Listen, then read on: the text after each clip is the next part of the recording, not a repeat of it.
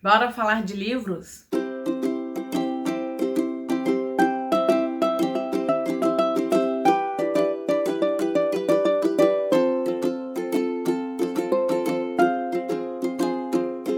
Oi, meu nome é Maísa e no vídeo de hoje eu vim comentar sobre as melhores leituras que eu fiz no mês de abril. E foi um mês que rendeu bastante. No total, consegui finalizar 16 livros, coisa que eu nunca fiz, na verdade. Mas esse número se deve a algumas finalizações de livros que eu tinha começado em março. Então não se espante com a quantidade. Mesmo porque o que importa não é quantos livros a gente leu no mês, e sim o tanto que a gente se divertiu com essas leituras, ou o quanto de impacto essas leituras fizeram na nossa vida. Mas os números são mais para alcançar algumas metas anuais e para comentar com vocês de todas essas leituras. Separei algumas dessas leituras e vamos conversar um pouquinho sobre elas hoje. Bom, o primeiro deles é A Revolução dos Bichos, do George Orwell. Essa é a minha edição da Companhia das Letras. As obras do Orwell entraram em domínio público, então tem muitas opções hoje para conhecer todas as histórias desse autor, que na verdade se chama Eric Arthur Blair. A intenção do autor era criar uma história que fosse fácil, mas que deixasse muito claro a tirania, a opressão do totalitarismo. No caso, especificamente, ele estava se referindo à questão da União Soviética. Então a gente está aqui, esse livro foi publicado em 1945, então a gente está ali no pós-guerra, e o Orwell ele estava bastante angustiado com a situação da União Soviética. E realmente, assim, é uma história muito simples de entendimento. Ele inclusive também comenta que ele teve a ideia para essa história quando ele viu um garoto conduzindo um cavalo, e toda vez que esse cavalo tentava sair do rumo, né, do caminho que ele tracejou, o menino batia nesse cavalo. E aí ele ficou imaginando, e se esses animais rebelassem? Então é essa fábula que ele vem trazer em A Revolução dos Bichos, quando os animais de uma granja que estão ali trabalhando bastante, comendo mal, e esses animais resolvem fazer uma revolução. Até aí tudo bem. Então eles estabelecem leis em que todos eles têm os mesmos direitos, que a comida vai ser distribuída da mesma forma, o trabalho da mesma forma, mas um grupo, na verdade, alguns porcos que se dizem os mais inteligentes, eles resolvem se tornar os líderes, porque eles que vão distribuir as tarefas para cada um. E de repente ele começa a dizer também que ele não precisa trabalhar, afinal de contas ele já está trabalhando enquanto líder. E ele precisa de mais alimento, porque afinal de contas, liderança, ela demanda de muito gasto energético e por aí vai. Então a gente começa a ver que há um totalitarismo. Então a ideia do livro era ser contrária ao totalitarismo, seja ele de esquerda, seja ele de direita. E eu achei interessante porque esse livro veio num time, assim, pra mim, que foi, de certa forma, meio assustador. Por quê? Essa edição da Companhia das Letras tem 3 apêndices. Um primeiro é a nota do tradutor e 2 prefácios do próprio autor. Um prefácio geral e um prefácio dirigido especificamente para os trabalhadores ucranianos. Então ele coloca o seguinte, que esses ucranianos, eles estavam ali no pós-guerra, eles estavam então em campos de refugiados na Alemanha, e ele falava, né, que eles eram trabalhadores. Nessa carta ele fala que ele entendia que esses ucranianos, eles eram partidários da Revolução de Outubro e estavam determinados a defender o que eles tinham conquistado, mas que estavam se voltando contra o bonapartismo contra-revolucionário de Stalin e a exploração russa nacionalista do povo ucraniano. Então eu achei um time, assim, perfeito para esse momento que a gente está vivendo, porque de novo a gente vê aí alguns líderes na Rússia tentando voltar com toda a glória que a União Soviética já teve. Se é que a gente pode chamar a tirania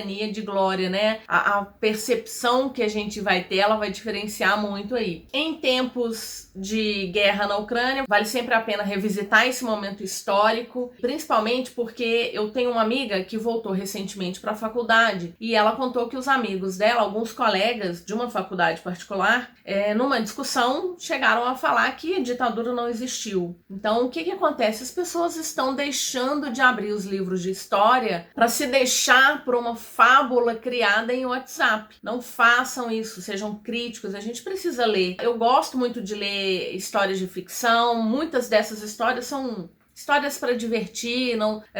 Gosto de ler clássicos, mas eu leio muita farofa também. Mas mesmo nessas farofas a gente consegue tirar algumas coisas muito interessantes.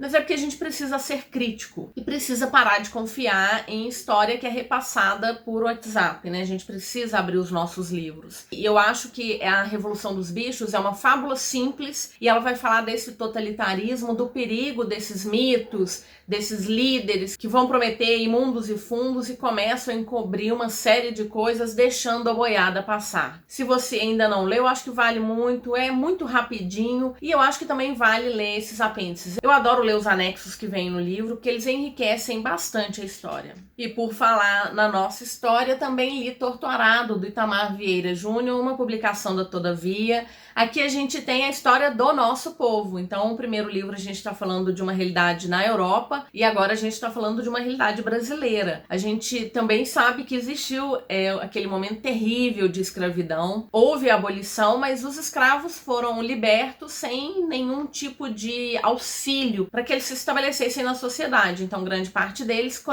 permaneceram onde eles estavam, trabalhando sem nenhum salário e houve uma perpetuação dessa situação. O que a gente vê aqui, então, é uma fazenda no interior da Bahia que aceita trabalhadores. Esses trabalhadores podem morar dentro da fazenda, eles vão construir suas casas, mas tem que ser uma construção a pau a pique. Ela não pode ser uma construção que vá ser perene, né? É uma coisa que vai acabar rapidamente. E eles vão trabalhar para a fazenda, não vão receber salário, mas tem a permissão de plantar o que eles vão comer. Nessa fazenda especificamente, duas irmãs, elas brincam durante a sua infância, mas elas acabam se envolvendo num acidente. E uma delas perde a capacidade de falar. A outra, num primeiro momento, acaba também se calando em solidariedade à irmã. As duas crescem, vão tomar rumos distintos. Uma vai permanecer na fazenda, vai trabalhar ali na fazenda, mesmo entendendo ali que algumas coisas não estão muito certas. E a outra vai se casar, vai para a cidade e ela vai começar a se envolver em discussões ali sobre os direitos dos trabalhadores dessas fazendas. Ela vai voltar para a fazenda e aí eles começam uma discussão, um levante de certa forma, porque esses trabalhadores estão ali há anos, uma fazenda cujos proprietários nunca nem puseram os pés, só recebem o dinheiro deles lá na cidade, e esses trabalhadores se matando ali, algumas gerações inclusive, e não tem nada, não tem direito nenhum. Se o dono da fazenda resolver tirar todo mundo dali, eles saem sem direito nenhum. E então há toda essa discussão. O livro é dividido em 3 partes, as 2 primeiras narradoras são as 2 irmãs, cada uma narrando a sua parte, e a terceira a gente tem uma narradora aí diferente. Bom, eu gostei muito do livro, dei 4,5 estrelas e só tirei essa meia estrela porque eu achei que o final, ele tava preparando assim para vários clímax que nunca vieram. Eu entendo que é uma história difícil de finalizar, porque é uma história que é contínua, a gente continua vivenciando ela ainda hoje. Recentemente vocês devem ter visto no noticiário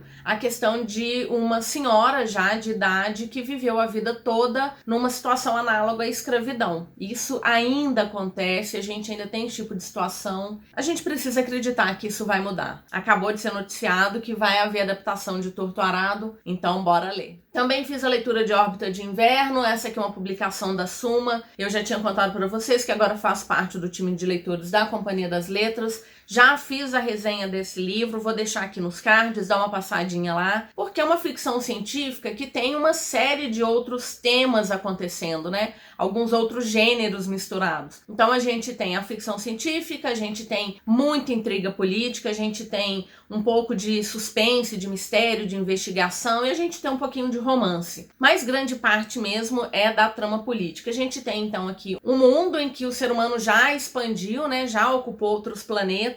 E esses planetas, eles se dividem em impérios, em grupos. Esse caso específico a gente tem um império que vai estar ligado através de tratados a uma federação que tem ali o intuito de proteger quem está sob o seu tratado e também de permitir o livre comércio entre esses impérios ou entre esses grupos de planetas. E esse tratado, ele é revalidado de tempos em tempos. Então vem um auditor, vai para o império e vai ver se está tudo certo ali entre esse planeta, que vai ser o gestor, e os outros que estão ali ao redor. A relação entre o planeta e os seus subordinados, entre aspas, é através de casamentos por conveniência. Nesse império, um dos planetas, ele tem o seu representante, ele era casado com um príncipe, neto da imperadora, e esse príncipe, ele morre. Então, o conde Jainan, ele precisa ter um novo casamento. E aí é oferecido para ele o casamento com o príncipe Ken, que é também neto da imperadora. E aí os dois vão se casar e começam a perceber que tem uma série de problemas ali políticos políticos relacionados ao conde, a morte misteriosa do companheiro do antigo marido dele, e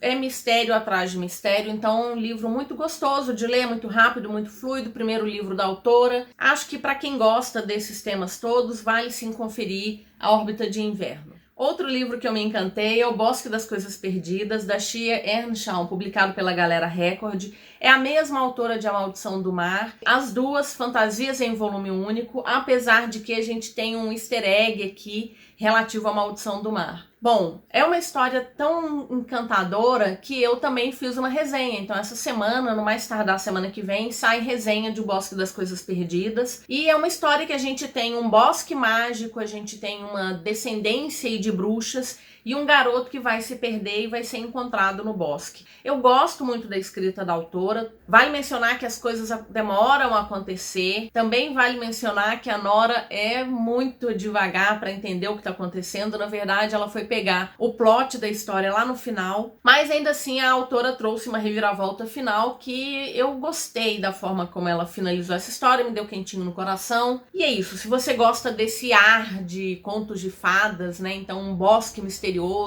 um bosque que pode estar vivo, bruxas, garotos perdidos que não têm ideia de como foram parar nesse bosque, esse livro é pra você. Gostosinho de ler, fantasia em volume único, é um livro jovem, tem aí uma protagonista um pouco devagar para entender o que tá acontecendo, mas eu gostei bastante, foi um livro favoritado, da mesma forma que A Maldição do Mar, e eu espero ler próximas histórias da autora. Finalizei a trilogia da Terra Partida, O Céu de Pedra, da N.K. Jemisin, publicado pela Morro Branco, o terceiro livro da trilogia, e eu fiquei completamente arrebatada por essa história. Ela começa lá em A Quinta Estação. A gente tem um mundo em que os seres humanos se dividem naqueles que são chamados de quietos, são seres humanos normais, sem poder nenhum, e os orogêneses, que são pessoas que têm a capacidade de sentir e de manipular os minerais, a geologia desse continente. Eles são extremamente importantes porque eles vão deter maremotos, eles vão impedir vulcões de entrar em erupção, eles acalmam a Terra. E por isso eles são bastante importantes, principalmente numa terra que está em constante mudança. De tempos em tempos acontece um evento catastrófico que é chamado de A Quinta Estação. E os orogêneses tentam conter essas estações. Ao mesmo tempo, eles são temidos, porque até que esses orogêneses tenham controle sobre o seu poder, eles podem causar aí alguns eventos bem assustadores, inclusive levando à morte de algumas pessoas que estiverem ali ao redor. Se ele assustar enquanto criança, ele pode matar muita gente. E por conta disso, eles são controlados por um outro grupo, que são chamados os Guardiões. Bom, o primeiro livro a gente tem 3 personagens, a gente tem um narrador, que a gente só vai conhecer no segundo livro, e no terceiro livro a gente entende porque esse narrador está contando essa história para essa pessoa especificamente. Eu acho que é um livro complexo, para mim não é um livro que eu leio numa sentada única, eu tenho que ler devagar para ir absorvendo, tem muitas coisas novas, então a autora criou um mundo assim bastante complexo e esses elementos todos demandam um tempo pra gente digerir, mas é perfeito. Ela tem uma escrita que é muito fluida, mesmo trazendo temas difíceis. Estava feliz com a finalização, fui ler uma nota da editora, já fiquei um pouco mais encantada. E aí eu fui ler um pós-fácil da autora. O que acontece? A N.K. Jemisin é uma mulher preta. A gente sabe que na ficção científica, grande parte dos autores clássicos são todos homens. Geralmente, esses livros tradicionais, clássicos de homens, eles são os mais conhecidos, os mais ovacionados, enfim. Acontece que os 3 livros da trilogia receberam o prêmio Hugo. E aí, quando a autora foi receber a premiação do último livro, ela comentou que houve uma movimentação para impedir que ela recebesse esse prêmio. Por quê? Porque ela era uma mulher preta. Mulheres pretas não escrevem ficção científica. Mulheres não escrevem ficção científica, menos ainda se elas forem pretas. Ela queria, então, trazer esse alerta, né, de que houve essa tentativa de impedir que ela fosse premiada. Por isso, ela sentiu a necessidade de receber o prêmio. Parece que ela é bastante reclusa, ela não gosta muito de sair em mídias, enfim. Ela fez questão de receber para falar, né, que olha, eu estou aqui porque eu escrevi um livro, escrevi 3 livros que receberam 3 premiações e mulheres pretas podem sim escrever o que elas quiserem, mulheres podem fazer o que elas quiserem.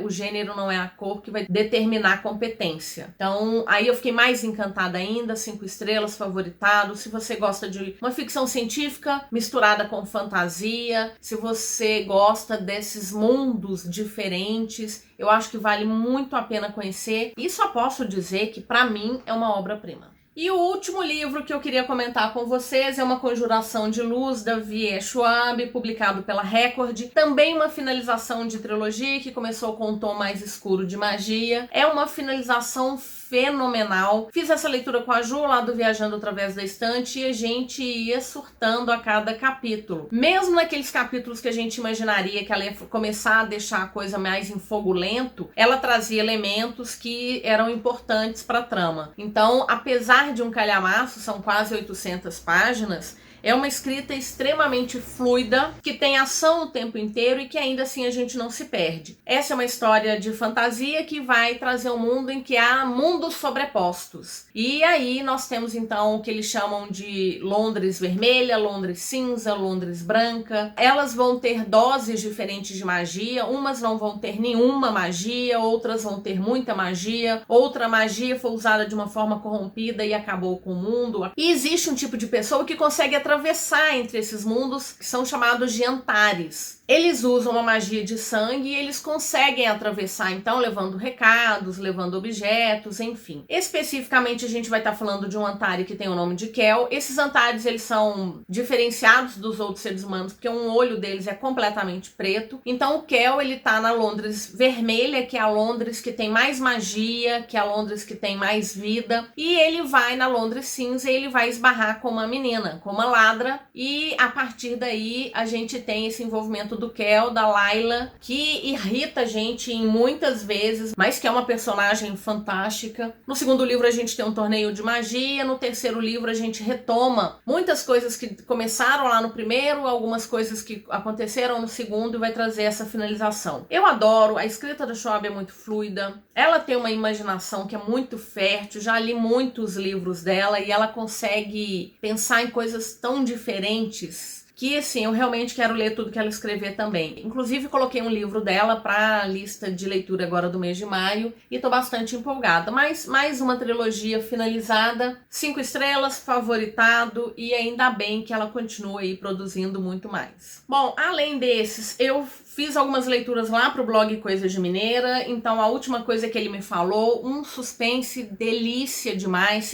4 estrelas e meio favoritado. Também li o Império do Vampiro, fantástico, 5 estrelas favoritado. Li Os Seguidores, li Tempestade Selvagem, um romance de época, a resenha desses 4 livros lá no blog, vou deixar o link aqui do blog se vocês tiverem curiosidade, dá um pulinho lá pra ver o que eu achei. Também li Cinderela Está Morta, dei 3 estrelas, achei que ela tinha potencial, mas não curti muito não. Li Gente Ansiosa, gostei, 4 estrelas, quero ver a série. Li Ligeiramente Seduzidos, outro romance de época. O Sangue dos Elfos, dei 4 estrelas. Eu gosto do mundo de The Witcher, mas a escrita do autor em alguns momentos é um pouco cansativa. Parece que ele não sabe bem como finalizar um capítulo, como é que ele liga uma coisa na outra, enfim. Mas seguimos aí lendo The Witcher, lá no Loucos por Leituras Conjuntas. Também li O Segredo do Oceano, dei 3 estrelas. Esse eu fiquei arrasada, porque é um livro que vem com a mitologia africana, com os orixás, com toda essa mitologia iorubá, mas ela fez uma confusão, eu achei muito cansativo de ler, então eu dei 3 estrelas. É uma duologia, eu acho que o segundo livro vem esse ano ainda, uma capa maravilhosa, um potencial, quem sabe o segundo melhore, mas o primeiro, pra mim, não funcionou muito não. Bom, e eu acho que foi isso. Espero que vocês tenham gostado e bora conversar um pouquinho. Já leu algum desses livros? Quais foram os livros, as melhores leituras que você fez no mês de abril? O que você pretende ler no mês de maio? Bora conversar um pouco. Se você chegou até aqui, vou te pedir a gentileza para se inscrever no canal, para curtir, para compartilhar, para me procurar nas outras redes sociais, Instagram, Scooby e lá no Twitter. Tem o canal do Telegram, tem o link aqui do Cuponomia. Se você quer cashback, se você quer cupom, dê uma olhadinha. Clicando nesse link você já tem R$5. E vou deixar também o link de compras da Amazon. Se você puder utilizar o meu link, eu vou te agradecer bastante. Muito obrigada, te desejo boas leituras e nos vemos no próximo vídeo. Até mais!